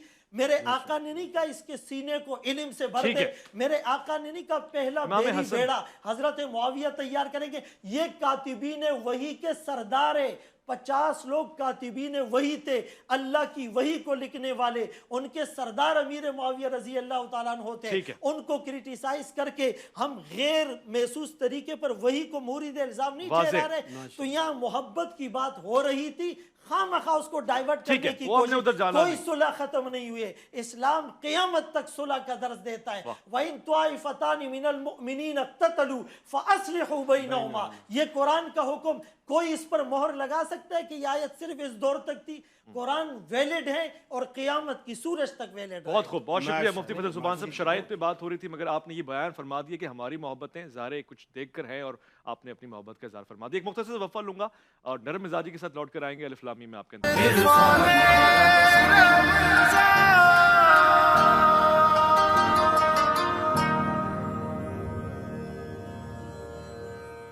काकुल की तीरगी से मुकम्मल हर एक रात, चेहरे की चांदनी से दरख्शां है कायनात, देते हैं जान जुम्बिश अबरू पे मौजज़ात और अफशा है राज़िकुन के कुशादा हसन का हाथ। आज के इस प्रोग्राम का मकसद इमाम हसन की सीरत पे गुफ्तगू करना, आपकी इस मयार को लोगों तक पहुँचाना है कि आप किस अंदाज से मोहब्बत और अमन की बात फरमा रहे हैं। जहाँ पर शजाअत का जिक्र आएगा, और ये तो आज प्रोग्राम में मैंने पूछना भी है, बल्कि मैं पूछ ही लेता हूँ। अल्लामा तैयब शाह गिलानी साहब बैठे हुए हैं। अल्लामा साहब, इसी मौजू को इस तरफ लेके जाना चाहता हूँ कि शजाअत इमाम हसन पे भी बात हो। आप हैदर कर्रार के पिसर हैं, आप रसूलुल्लाह सल्लल्लाहु अलैहि वसल्लम के नवासे हैं और आप खानदान बनु हाशिम से ताल्लुक़ रखते हैं। तो क्या शजाअत में हम ये माज़अल्लाह गुमान करें कि आप पीछे थे? आपका शजाअत का पहलू भी नुमाया होना चाहिए शाह साहब। जी, बिस्मिल्लाहिर्रहमानिर्रहीम। इमाम हसन अलैहिस्सलाम की ज़िंदगी, आप भी बाकी जो अज़ीम उल मर्तबत हस्तियाँ हैं उनकी तरह बिल्कुल हमा जहत शख्सियत है। आप उनको किसी भी पहलू से लेंगे, इमाम हसन अलैहिस्सलाम आपको बेमिसाल नज़र आएंगे। इसी तरह शुजाअत में आप देख लें कि जब सफ़ीन में हज़रत इमाम हसन अलैहिस्सलाम को भेजा है हज़रत अली अलैहिस्सलाम ने, तो वहाँ कोई कमज़ोर किसी मुजाहिद की तरह उन्होंने जाके अपनी मिसाल कायम नहीं की, बल्कि इंतहाई हज़रत हैदर कर्रार सरकार रदी अल्लाह ताला अन्हु का बेटा होने का सही सबूत भी वहाँ मिला है। और मैं यहाँ पे आके ये जो होता है ना कि अपने आप को कंट्रोल करना, मैं समझता हूँ ये इससे बड़ी शजाअत क्या हो सकती है कि जिस मैदान में हज़रत इमाम हसन अलैहिस्सलाम ने अपनी ज़ात को ऐसे तरीके से दिखाया है। आप सुनते हैं कि सबसे ज़्यादा ताकतवर और बहादुर शख्स वो होता है जो अपने आप को किसी गुस्से के वक्त में कंट्रोल करे। अगर उस हालात में हम देखें तो जो बसीरत और जो हिकमत हज़रत इमाम हसन अलैहिस्सलाम की है वो बेमिसाल है। और आपकी जो अल्लाह पाक की बारगाह में हज़रत इमाम हसन अलैहिस्सलाम का ये जो है ना, या अय्युहल्लज़ीना आमनू, जब भी अल्लाह पाक का कुरान करीम पढ़ रहे होते, खुद पढ़ते पढ़ते इमाम हसन अलैहिस्सलाम या अय्युहल्लज़ीना आमनू जहाँ भी आता फ़ौरन कहते अल्लाहुम्मा लब्बैक, अल्लाहुम्मा लब्बैक, अल्लाहुम्मा लब्बैक। सुभान अल्लाह। यूं महसूस हो रहा होता है कि जैसे अल्लाह रब्बुल आलमीन की पाक बारगाह से इमाम हसन अलैहिस्सलाम को मोहब्बत वाले अंदाज में कोई आवाज़ आ रही है और आप बड़ी ही मोहब्बत और बड़े प्यार के साथ बारगाह खुदाबंदी में हाज़िरी पेश कर रहे हैं। तो ये हज़रत इमाम अली मकाम इमाम हुसैन अलैहिस्सलाम का कुरान करीम पढ़ने का अंदाज भी ये था, इमाम हसन अलैहिस्सलाम का। बल्कि एक और आपकी सीरत का बड़ा नुमायां पहलू जिसकी हमें अब बड़ी ज़रूरत है, जो सूरत हाल चल रही है इन दिनों में, कभी आटे की लाइनें, कभी ये सारी सिलसिला। माँ का तो मैंने सुना और देखा, माँ माँ ही होती है, माँ का कोई बदल नहीं है। लेकिन आपकी सीरत में ये भी पढ़ने को मिलेगा कि जब खाना सामने रखा है, आप खाना खाने से पहले पूछते हैं कि मेरे इर्द गिर्द में, इस मोहल्ले में क्या कोई ऐसा बंदा रह तो नहीं गया जिसने खाना ना खाया हो। भाई क्या बात है। अगर किसी ने नहीं खाया तो फिर चाहिए ये कि मेरे खाने से पहले वो बंदा खा ले जहां तक खाना नहीं पहुंचा। तो आज ऐसी मोहब्बत जो माओं से बढ़ के है, आपको हजरत इमाम अली मकाम इमाम हसन अलैहिस्सलाम में और इस खानवादा में बदरजा अतम आपको नजर आएंगी। तो इस माहौल में मैं समझता हूँ जो आज का दिन चल रहा है वैस भाई, ये मैसेज बड़ा जरूरी है कि लोगों सीखो। और वो जो बात चल रही थी ना कि अहले बैत अतहार से तमस्सुक की, उसमें अल्लामा तफ्ताज़ानी रहमतुल्लाह ताला अलैह ने हदीस सकलैन की शरह में लिखा कि अत-तमस्सुकु बिल किताब इल्लल अख़्ज़ु बिमा फ़ीही मिनल हिदायति वल इल्म फ़कज़ा फ़िल इतरति। कि तमस्सुक का माना ये नहीं है कि किताब को पकड़ के आपने सीने से लगाया हुआ है तो आप कहें हमने तमस्सुक कर लिया। आपने नारा हैदरी के 4 नारे लगा दिए और हसन हसन और या हुसैन कह दिया तो आपने तमस्सुक कर लिया। वो फरमाते हैं तमस्सुक बिल किताब जिस तरह ये है کہ ہاں اس میں جو علم اور ہدایت سبحان کا اللہ، نور ہے سبحان اللہ، وہ کتاب سے تم نے حاصل بھائی کرنا ہے، بہت خوب، بہت ٹھیک ہے، خوب، بہت خوب۔ اور فقضا فی العطرۃ، ہاں۔ اسی طرح اہل بیت اطہار جو ہیں، امام حسن ہیں، امام ٹھیک ہے، حسین ہیں، واضح۔ جتنے بھی ہیں، ان سے تمسک بھی یہ ہے کہ صحیح۔ ان کی سیرت کو پڑھو، ٹھیک۔ ان کو جانو پہچانو، اور وہاں سے علم و یہی ہدایت کا رشد و نور اپنے ہدایت ہے، سینے میں ہمارے لے لیے لو۔ نجات اسی میں ہے۔ ہم کہتے ہیں کہ جو جنت کے جوانوں کے سردار، تو اگر دنیا کو جنت کا مزاج دینا ہے، ماحول دینا ہے، تو ان کو آئیڈیل بنانا پڑے واہ گا۔ واہ۔ ڈاکٹر قاری خلیل الرحمان جاوید صاحب، کیا پیاری گفتگو ہو رہی ہے، اب محبتوں کا اظہار ہم ہو، کوشش یہی ہے کہ محبتیں بانٹی جائیں۔ آج بھی نوجوانوں کے لیے امام حسن کی سیرت میں کیا، میں یہ اس لیے کہہ رہا ہوں کہ جوان اور جنت یہ دونوں ربط رکھتے ہیں، اور پھر رسول پاک صلی اللہ علیہ وسلم کے گھرانے کو قرآن نے یہ امتیاز دیا ہے کہ طیب ہیں، طاہر ہیں، اللہ یہ چاہتا ہے کہ نجس کو دور رکھے۔ یہ کیا مثال ہے، کیا معیار ہے؟ سوال میں سمجھ نہیں پایا، میں کچھ دوہرا اور دیتا ہوں۔ سوچ رہا تھا۔ جی فرمائیں۔ ڈاکٹر قاری خلیل الرحمان صاحب سے میں سوال پوچھوں، ڈاکٹر صاحب ایک ربط یہ ہے کہ آج کے نوجوانوں کے لیے مثال کیا ہے امام حسن کی سیرت میں، آپ کی شخصیت میں کیا اعجاز ہے جو آج بھی ہم اپنائیں؟ یعنی یہ دور جوانی کا ایسا ہوتا ہے کہ آپ کے پاس طاقت ہوتی ہے، اختیار ہوتا ہے، مگر آپ امام حسن کو دیکھیں تو عاجزی بھی ہو، انکساری بھی ہو، سخاوت بھی ہو، اور یہ معیار ہو کہ کھانے کا بھی پوچھ رہے ہیں، نماز، روزہ، حج، زکوٰۃ، سب کی پابندی، اور پھر کتنی بڑی گدی ہے، یعنی یہ نہیں کہ گدی نشین بن کے بیٹھے نکل کر خانقاہوں والا مزاج بھی آپ کے پاس ہے۔ جزاک اللہ۔ اس میں ساری باتیں تو تقریباً آپ نے کہہ دی ہیں، اور ایک بات آپ نے چھوڑ دی ہے، میں وہی کہتا ہوں، وہ یہ کہ سیدنا حسن کے فضائل اور مناقب میں یہ بات بھی ابھی سامنے آئی ہے، وہ جھگڑا جہاں بھی دیکھتے مسلمانوں میں صلح کی بات، سبحان اللہ، صلح کی بات کرتے۔ تو نوجوانوں کو آج ہم یہ بھی ایک میسج جانا چاہیے اس سیرت کے حوالے سے کہ آج جہاں بھی مسلمان دو آپس میں جھگڑا کر رہے ہوں تو وہاں بجائے اس کے کہ جلتی پر تیل ڈالے، وہاں اس پہ ٹھنڈے پانی کی بالٹی ڈالے اور ان میں صلح کی ملاپ کی کوشش کرے، اور جیسے آپ کرتے ہیں، جیسے ہم کر رہے ہیں، اگرچہ آپ کرنے نہیں دیتے لیکن میں نے ایک بات نوٹ کی ہے، کرتے ہیں۔ ویسے مفتی صاحب میں نے ایک بات نوٹ کی، میں سوال قاری صاحب سے پوچھ رہا ہوں، ہم یعنی میں ایک بچوں والا سوال پوچھ رہا ہوں، اور بہت ہی بچوں والا سوال ہے، مگر میں مفتی صاحب، علامہ صاحب جب بھی کہہ رہے ہیں امام حسن کہہ رہے ہیں، قاری صاحب امام نہیں کہتے، اس کی کوئی خاص وجہ ہے؟ آپ سیدنا حسن فرما رہے ہیں، اچھا ہے یہ بھی، سیدنا حسن نہیں امام نہ کہنے کی کوئی خاص وجہ تو نہیں؟ نہیں، کوئی خاص وجہ یعنی ہم کہیں، آپ بھی کہہ سکتے ہیں امام حسن، کہہ سکتے ہیں، کہہ دیں؟ جیسے امام بخاری کہتے ہیں، امام حسین کہتے ہیں، امام حسن کہہ سکتے ہیں نا، لیکن امام علی نہیں کہتے۔ ایک یعنی چل نہیں رہا نا، ایک کہاں نہیں یعنی چل رہا؟ رواج میں، معاشرے میں، ہمارے یہاں تو چل رہا ہے، جیسے ابو بکر صدیق کو کہتا ہے امام ابو بکر، امام عمر، کوئی نہیں کہتا۔ نہیں لیکن امام حسن کو تو کہتے ہیں نا، اس لیے کہہ رہا ہوں۔ وہ اس لیے کہتے ہیں کہ ایک طبقے کے وہ امام ہیں جو 12 امام چلے آ رہے ہیں نا، ان میں سے وہ ایک ہے۔ آپ کے بھی امام ہیں، جی جی، حضرت نے بھی امام کہا۔ دیکھیں اس معنوں میں جو آپ پوچھ رہے ہیں نا کہ کیوں، تو اس کا میں نے جواب دیا کہ ایک طبقے کے وہ باقاعدہ امام ہیں، جس طرح 12 سلسلے چلے آ رہے ہیں، لیکن اس معنوں میں ہم بھی کہتے ہیں، ہم کسی فقہ کے امام، امام ابو حنیفہ ہم کہتے ہیں، یعنی کہہ جب سکتے ہیں، امام ابو حنیفہ بن سکتے ہیں امام، تو حضرت حسن کیوں نہیں امام بن سکتے؟ یعنی امام حسن آپ لکھوا لیں، لکھوا دینا، لکھ دیں۔ لکھوا لیں امام۔ ہاں بالکل، اور میں جی ٹی وی کی مسجد کا امام ہوں، جی ٹی وی کی مسجد کے امام ہیں، لیکن وہ ایک الگ تصور الگ سے میں کہتے آپ ہیں، لکھ دیں۔ ہاں بالکل، اس میں لکھنے پڑھنے میں کوئی آج سے آپ بھی امام حسن کہیں گے نا، مطلب تو سیدنا کیوں ہٹوا رہے ہیں؟ نہیں، سیدنا امام وہ حسن، ایک میری عادت پڑی ہوئی ہے، اچھا سیدنا چلیں، امام آپ کی عادت ہے تو پھر سیدہ عائشہ، یعنی یہ ایک میری عادت پڑی ہوئی اسی طرح کی، ٹھیک ہے، واضح بلکہ حضرت کا لفظ بھی میں کم بولتا ہوں، سیدنا ہی بولتا ہوں۔ اچھا، دوسری بات یہ کہ یہ جو اہل بیت کی محبت، اور خاص کر حضرت حسن کے حوالے سے صحابہ کرام کے ساتھ، حضرت عمر فاروق رضی اللہ تعالیٰ عنہ اپنے دفتر میں دور خلافت میں تشریف فرما تھے، تو ان سے کوئی کام پڑا ان کے بیٹے عبداللہ بن عمر کو، تو وہ گئے، تو حضرت عمر نے کہا بیٹا ابھی میں مصروف ہوں، ابھی تم اندر نہیں آؤ۔ وہ گیٹ سے واپس جانے لگے تو ادھر سے حضرت حسن آ گئے اور آپس میں ٹکرائے، تو حضرت حسن نے کہا کہ آپ واپس کیوں جا رہے ہو؟ انہوں نے کہا میں کسی کام سے آیا تھا لیکن امیر المومنین نے مجھے منع کر دیا۔ اب وہ اپنے ذہن میں سوچنے لگے کہ جب بیٹے کو اندر نہیں آنے دیا تو مجھے تو بالکل بھی نہیں آنے دیں گے۔ اچھا، حضرت عمر کی نظر پڑ گئی کہ باہر حضرت حسن آئے ہیں، جی، تو وہ بھی بیٹے کے ساتھ واپس جانے لگے، تو اندر سے آواز دی کہ آپ اندر آؤ، آپ کیوں باہر جا رہے؟ تو کہا امیر المومنین جب میں نے دیکھا کہ آپ نے بیٹے کو اجازت نہیں دی، فرمایا وہ عمر کا بیٹا تھا، ہائے ہائے ہائے، اس کو روکا جا سکتا کیا ہے، بات ہے، رسول اللہ کے بیٹے کو نہیں۔ قاری کیا صاحب، بات ہے، ختم ہے سبحان اس اللہ، بات، ماشاءاللہ۔ واہ واہ، دیکھیں نا یہ اصحاب اور اہل بیت کا رشتہ پیارا ہے۔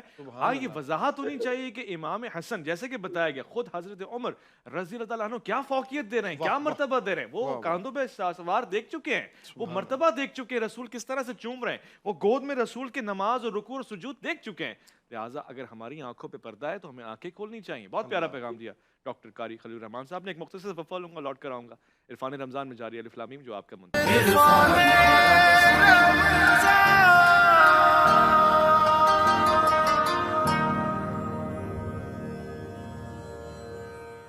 خوش آمدید۔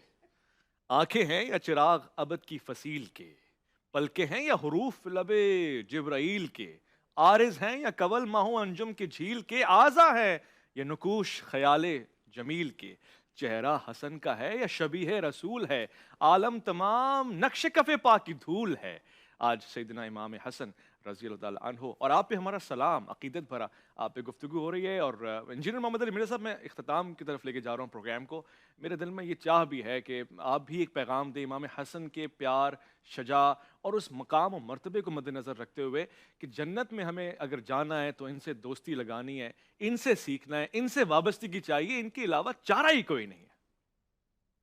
بے شک۔ دیکھیں یہ سیدنا حسن ابن علی رضی اللہ تعالیٰ عنہما علیہم السلام کے حوالے سے ہمارے پورے پینل نے بڑی اچھی گفتگو کی ہے، فضائل کے اعتبار سے میرے خیال ہے سیر حاصل گفتگو ہے۔ بس میں گفتگو کے اینڈ کے اوپر دو احادیث جو سیدنا حسن ابن علی سے مروی ہیں وہ میں سعادت سمجھتا ہوں کہ امت کو پتہ چلے۔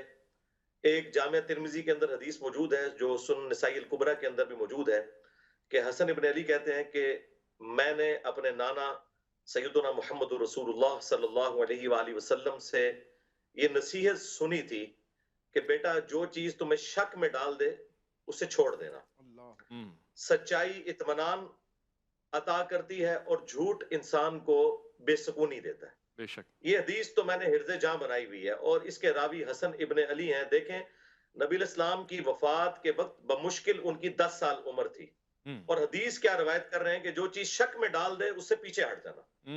اور دوسری حدیث جو جامعہ ترمذی میں ابو داؤد کے اندر موجود ہے کہ حسن ابن علی کے ذریعے اللہ کے محبوب علیہ السلام نے امت کو نماز وتر میں پڑھنے والی دعا تعلیم فرمائی، اللہم اہدنی فی من ہدیت سبحان اللہ، وعافنی فی من عافیت وتولنی فی من تولیت۔ اب اس کے اوپر بات کی جائے تو بہت زیادہ ٹائم چاہیے۔ میرا خیال ہے یہ جو دو تحفے جو رسول اللہ صلی اللہ علیہ وآلہ وسلم سے لے کر امت کو ٹرانسفر کیے ہیں حسن ابن علی نے، ہم یہ دو تحفے لے لیں تو ہمیں پوری زندگی میں ایک اچھی زندگی گزارنے کے لیے بہترین چیز ہے۔ الحمدللہ۔ بہت خوب، بہت خوب، بہت خوب۔ میں مفتی صاحب سے بھی ایک منٹ کا ویو لے لوں۔ صاحب ایک بیچ میں بات آئی تھی، میں چاہتا ہوں آپ بھی اس کی نفی فرما دیں یا میری تصحیح فرما دیں۔ یہ جو کثیر الازواج کا تانا دیا جاتا ہے اس میں خیر تو نہیں نظر آتی ہے، اس کا کوئی اور پہلو بھی ہے تو بیان فرما دیں ورنہ یہ مناسب تو نہیں ہے۔ دیکھیے بنیادی طور پہ تو بات یہ ہے کہ جن کتب میں یہ بات لکھی ہے کہ انہوں نے تعدد ازواج کیا، تو خدا نخواستہ یہ کہنا کہ انہوں نے صرف اپنی جو ہے وہ خواہشات کی بنا پر کیا، یہ تو ہم سوچ بھی نہیں سکتے۔ بے شک۔ اور پھر یہ کہنا کہ انہوں نے پھر لوگوں کو زیادہ طلاقیں دی تو طلاق دینا بھی اچھا نہیں۔ تو اس کی تعویل میں کچھ مورخین نے اور محققین نے لکھا ہے کہ انہوں نے رسول اللہ صلی اللہ علیہ وسلم کے گھرانے کی نسبت بڑھانے کے لیے کچھ نکاح کیے تھے، اور لوگ باقاعدہ یہ چاہتے تھے کہ ہماری نسبت قیمتی ہو جائے، ہماری نسبت بڑی ہو جائے، تو اس اعتبار سے ان لوگوں نے اس کے جوابات دیے یہ ایک تھے۔ تعویل آپ نے پیش یہ ایک فرمائی۔ تعویل جو محققین نے مورخین نے لکھی ہے۔ ٹھیک۔ باقی تو ہمارا عقیدہ یہ کہ وہ جب جنت کے جوانوں کے سردار ہیں اور رسول اللہ صلی اللہ علیہ وسلم کی تربیت یافتہ ہے، تو ان کا ہر عمل جو ہے وہ امت کے لیے مشعل راہ ہے۔ اور آخری بات میں یہ عرض کروں گا کہ خندق کے موقع پر رسول اللہ صلی اللہ علیہ وسلم کے پاس جب صحابی آئے اور اپنی قمیص کو اٹھا کر دکھایا کہ بھائی پتھر لگا ہوا ہے، تو آپ نے ترغیب نہیں دی، آپ نے کوئی گھنٹہ کنونس نہیں کیا ہماری طرح، آپ نے اپنا کرتا مبارک اٹھایا، 2 پتھر تھے۔ تو جب لیڈر ہوگا یا جو قائد ہوگا وہ جب خود اس درجے کی قربانی دے گا تو اس کی بات میں اثر بھی ہوگا، لفظ تلفظ لفظ تاثیر سے بنتے ہیں، تلفظ سے نہیں۔ اہل دل آج بھی ہے، اہل زبان سے آگے۔ بھائی خوب، میں یہی ایک لائنر لینا چاہوں گا علامہ طیب شاہ گیلانی سے، اس کے بعد ڈاکٹر قاری صاحب سے ملوں گا۔ وہ بہت مختصر سے اگر ایک لائنر دے دیں، پیغام دے دیں امام حسن کے حوالے سے، مختصر سے طیب شاہ صاحب۔ امام حسن علیہ السلام کے حوالے سے وہ جو بات ہے، میں یہی کہوں گا کہ آپ کی ایک دعا تھی کہ الہی بکا عرفتک و بکا اہدیتا اہتدیت الی امرک ولولا انت لم ادری ما انت۔ تو یہ آپ اللہ رب العالمین کی بارگاہ میں یہی عرض کرنے کہ مولا اگر میری ہدایت ہے کسی امر میں تیری وجہ سے، اگر مجھے معرفت اور ادراک نصیب ہوا ہے تو تیری وجہ سے، مجھے جو بھی نصیب ہوا ہے تو تیری پاک بارگاہ سے۔ تو امام حسن علیہ السلام کے اس پروگرام پہ یہی میسج ہے کہ لوگوں، ان کا پیغام بھی یہی ہے کہ آؤ اپنی جھولی بارگاہ خدا میں پھیلا لو، اللہ کی بارگاہ سے رحمتیں تمہارا انتظار کر رہی ہیں۔ ڈاکٹر قاری خلیل الرحمن جاوید صاحب ایک پیغام دیتے ہیں امام حسن کے حوالے سے۔ جی بس اتنا عرض کروں گا کہ مسلمانوں کو باہم لڑانے کے بجائے ان کو باہم ایک کرنے کی کوشش کی۔ بہت خوب، اچھا پیغام دے دیا آپ نے، میں شکر گزار ہوں مفتی فضل سبحان صاحب کا، ڈاکٹر قاری ابو انشا خلیل الرحمن جاوید صاحب کا، علامہ طیب شاہ گیلانی صاحب کا، انجینئر محمد علی مرزا صاحب کا، ضمن آپ کا بھی۔ پھول پھول رنگ طبیعت یہ باغ باغ، کونین پہ محیط ہے مزاج دل و دماغ، اور جس کی مدد سے حق کی صدا برتری ہوئی، جس کی قبا کو دیکھ کے دنیا ہری ہوئی۔ یہ محبت میں پیار میں کہے گئے اشعار اس لیے ہیں کہ سبز رنگ پہچانی امن پیار فتح کی ہے، اور اس سے مراد بھی یہی ہے کہ گنبد خضرا سے پیار کرتے ہو تو حسن کی سبز قبا سے پیار کرنا پڑے گا، حسن کی سبز قبا سے پیار کرتے ہو تو عمل میں اسلام سے پیار کرنا پڑے گا، اور پھر اس پورے جہان کو سبز رنگ کا پرچم دکھانا پڑے گا، امن والا، پیار والا، اتحاد والا، اتفاق والا، توحید والا، اور رسالت مآب صلی اللہ علیہ وسلم سے محبت اور سرشار محبت کرنے والا۔ محمد علی، میں آپ کی طرف آؤں گا اور آپ ہی سے اجازت لوں گا، آپ ہی سے ہم آگے بڑھیں گے۔ میں یہ پیغام دیتا ہوا جاؤں کہ اپنا خیال رکھیں گے آپ، اور جنت کے جوانوں کے سردار سے محبت کا پیغام آپ کریں گے۔ آپ اپنا خیال رکھتے ہوئے محمد اویس ربانی کو دیجیے گا اجازت۔